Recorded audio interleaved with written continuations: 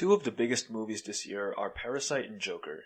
These are two excellent movies that I have watched multiple times, and these two movies also revolve around themes of class inequality. Class inequality is a major talking point in society right now, and so it makes sense that two of the year's hottest movies are about this. This shared theme makes it interesting for us to compare and contrast how these movies tackle this theme, and after watching both of these movies twice, I've come to the following conclusion. Parasite is great at showing class inequality, but Joker kind of sucks at it. Now, before you get your pitchforks out, please let me finish my thoughts in this video. After that, feel free to disagree with me in the comments section. Also, I'm just going to put a content warning. I know some of my viewers are on the younger end, and these movies deal with some heavy stuff. I won't show a lot of the explicit violence, but just a warning. And also, this video will have spoilers for the entirety of both Parasite and Joker, so if you don't want to be spoiled, click off now. You've been warned. Well, if you're still here, let's get right into the video.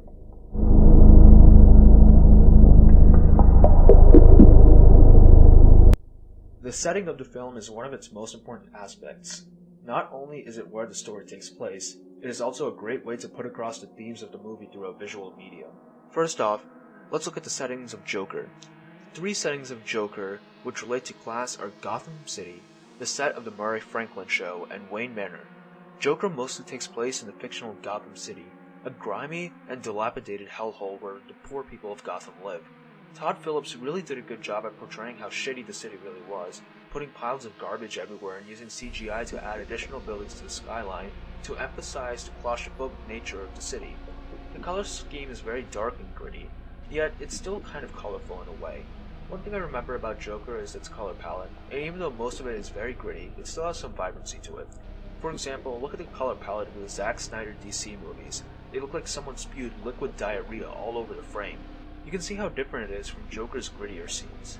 The next important setting is the literal set of a TV show, Live with Murray Franklin.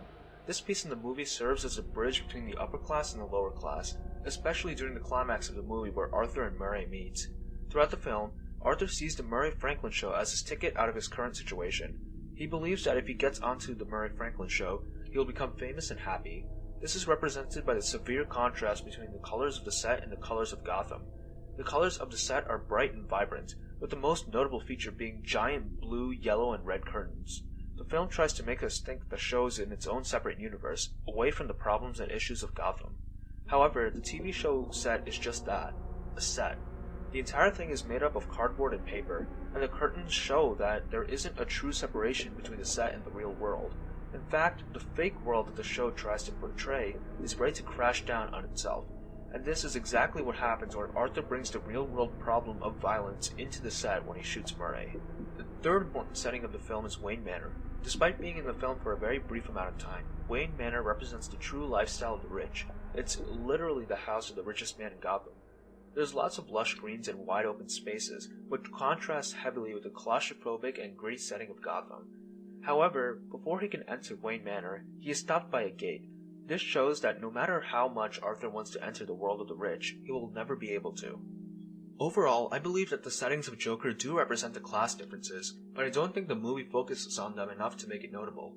However, let's now talk about the settings of Parasite, and how they represent class differences masterfully. Parasite, like Joker, has three settings which represent class differences. The first of these is the Kim family home. The Kims are the poor family in Parasite, and their house shows this fact. Their house is tiny and cramped, with low ceilings and narrow hallways. Their bathroom was smaller than the one in an airplane. And also, their house is semi-underground, literally representing their status as the lower class. Their only connection to the outside world is a tiny window on the level of the street. However, there is still a window that lets in light, no matter how little light it is. This shows that despite the Kims' current situation, they are still living a decent life and they still have hope for upward mobility. The next important setting is the Park family home. The Parks are the ultra-rich family in Parasite, and you can see it in their house. The first thing you notice is the giant walls and trees which separate the house from the rest of the world. This literally shows the disconnect that the Park family has with the rest of the world, and the fact that they don't care about the problems of other people. Also, the house is in a clean, modern style. It's anything but cramped, with the furniture all spread out everywhere, as well as a sprawling lawn. And there's also giant windows in the house, letting in tons and tons of natural light, as compared to the Kim's tiny bits of light. The park home literally embodies a rich lifestyle. Finally, the third setting is the hidden bunker underneath the park house. This bunker is the lowest of the low, as you have to descend many flights of stairs to reach it. This house is even worse than the Kim family home. The place is basically a glorified hallway, covered in cold gray concrete. There are no windows whatsoever, no space for upward mobility. The only light is from bare light bulbs. This setting represents the worst in society. People who have hit rock bottom and have nowhere else to go and no future whatsoever. This is shown by the old housemaid's husband, Gyun-se, who is the sole inhabitant of the bunker. He lives there under the park home without any of the parks knowing. He went bankrupt after his cake shop failed, and since he borrowed money from loan sharks, he had to go into hiding. There is no hope for him. We also see this in the second inhabitant of the bunker, Kim Ki-taek, the father of the Kim family. After murdering Mr. Park, Ki-taek realizes that he has no future and decides to hide down in the bunker for however long. While initially, he and his son, Ki-woo, have hoped that he will be able to free his father, it is obvious that that will never happen. Overall, the settings of Parasite are excellent in highlighting the differences between classes. They visually show the hope and wealth each class has using windows and light, and the settings themselves also represent the characters who inhabit them.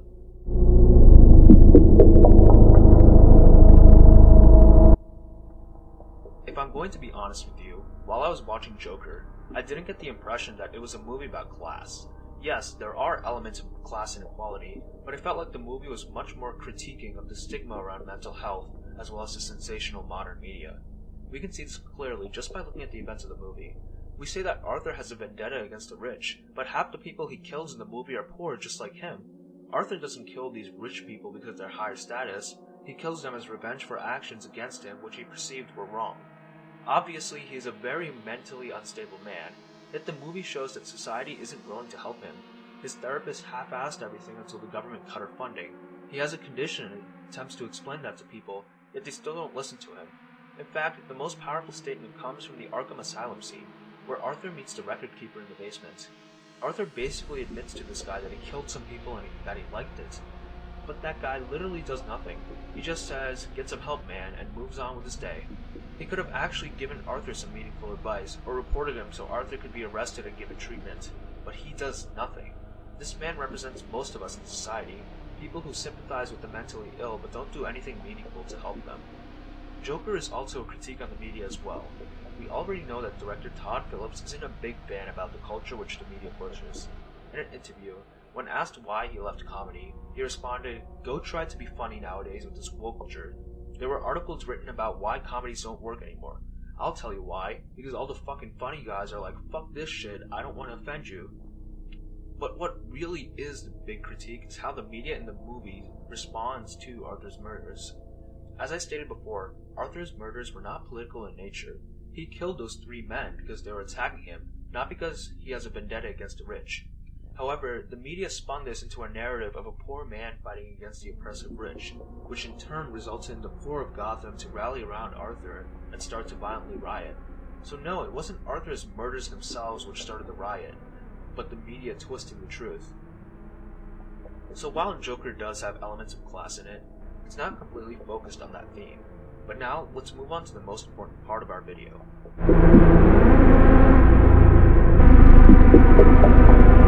There are 2 sides to the capitalist coin, the poor and the rich. In order to explore the flaws in our capitalist society, we have to take a look at both of them equally. This is really where Parasite excels and Joker fails. First, let's take a look at Joker. The rich members of society in Joker aren't really that fleshed out. They're all cartoonish caricatures that we don't know a lot about. First are the 3 Wayne employees on the subway. We don't even know the names of these men. They're just drunk assholes who harass a woman and beat up Arthur. Next, we have Murray, the host of Live with Murray Franklin. Murray, who is a TV personality, is nothing more than that in the movie. We only ever see him on the set of his show and in his persona. The farthest we ever see him from his stage is the prep room for the guests on the show. In the narrative, he's seen as this fatherly figure who Arthur thinks betrayed him by making fun of him and inviting Arthur onto his show to make fun of him even more. We never know about Murray's family or motivations, he just exists as a villain for Arthur to overcome. And finally, we have Thomas Wayne, who I say is the most developed out of all of them. We know he has a family, and we know that he is somewhat philanthropic, wanting to give back to the city of Gotham. Problem is, he kind of goes about it in the wrong way and ends up insulting every poor person in Gotham. And the only reason why I even say he's more developed is that we know that his son is Bruce Wayne, the boy who will grow up to become the Batman. We already know the story of Thomas Wayne, so it's easier for us to sympathize with him. However, if you can see the patterns here, you realize that the rich people in Joker are all just portrayed as cartoonishly evil strawmen who are only bad. You know, this movie really wants you to hate the rich when the main character is literally a psychopathic serial killer, yet the audience still sides with him over the rich. I feel like this is an incredibly childish way of portraying class differences. Rich people aren't all these evil masterminds who go around only thinking about how they can torture poor people. Joker makes you believe that if you remove the rich from society, the poor will be free from oppression. But incredibly rich people out of touch with society aren't the problem, but they're a symptom of capitalism. It is this fact which Joker fails to see, but Parasite embraces. The Park family in Parasite is portrayed much more sympathetically. We spend a lot of the movie with these characters, and we grow to care about them. And one of the most intriguing parts of this movie is that the Parks don't really do anything wrong. Seriously, go through the entire runtime of the movie and give me one example of when they do anything bad. There are really none. It's really interesting to me because in a movie about class inequality where the main characters are poor, you would expect the rich to be at least a little bit evil, but this isn't the case. In fact, the problems that the poor people face in the movie are all caused by themselves. The Kim family were the ones who swindled their way into working for the Parks by using unethical means to remove the previous employees, as well as lying about their backstories. Their greed and hunger for more money and a higher status is what would eventually lead to the family being destroyed by the end of the movie. We can also see this philosophy with Gyeon-se, the man in the bunker. He was the one who made the mistake of borrowing from loan sharks, so he suffered by being forced to live in an underground bunker for 4 years. But can you really blame them? It is a society that restricts their upward mobility, which forces their hands into making unethical decisions. They have been forced into a corner where they are willing to do anything to survive. They will do anything for their need for money. That being said, the rich also aren't completely innocent. The crime they commit is ignorance. The Park family is ignorant to the plight of the poor and are uneducated on what being poor is actually like. Mr. and Mrs. Park show that they think that poor people are savages who do drugs and have messy, undignified sex in the back of cars. This is the opposite of the truth. The Kim family are all hard workers with a natural intellect and wit to them. However, this doesn't stop them from avoiding the poor. Mr. Park always says that the poor must never cross the line into the world of the rich, and the rich must never cross the line into the world of the poor. They take this very seriously. Mrs. Park won't even touch what she considers to be poor things, without using gloves and a Ziploc bag. The entire Park family recoils from the smell of poverty present in the Kim family. The Park family believes that the poor and the rich can never mix, but they are unaware of all the work poor people do for them. This is obviously shown with the character of Gyeon-se, a poor person who literally lives under them without knowing. There's a scene in the movie where Gyeon-se turns the lights on as Mr. Park walks up the stairs, and Mr. Park comments on how neat motion-controlled lights are, unaware that Gyeon-se is actually the one turning them on. However, Mr. Park isn't purposefully downplaying the respect Gyeon-se has for him. He literally does not know he exists. The labor of the poor, which makes life easier for him, is going unnoticed by him. The metaphor of this goes way further than rich businessmen exploiting their workers. Let me explain. I can confidently say that at least 90% of the items that me and my peers own and use on a daily basis are made in China. However, the problem with Chinese items is the way that they are made are usually unethical. Recently, many big-name companies including Apple, Samsung, Nike, and Tommy Hilfiger have been exposed as using Uyghur slave labor to manufacture their products. Yes, that's right.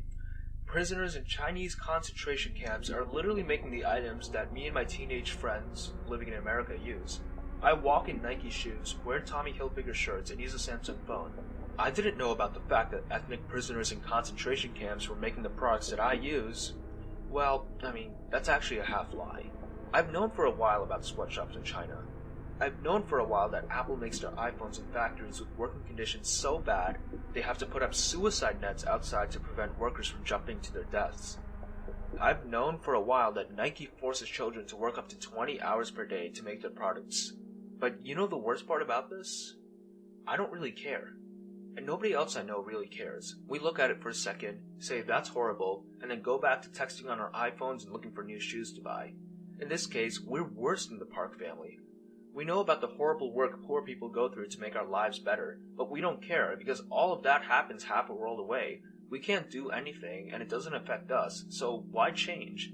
We're comfortable with the current status quo, so why change it? This is the message of Parasite. None of us are evil for living our lives and taking advantage of the luxuries offered to us.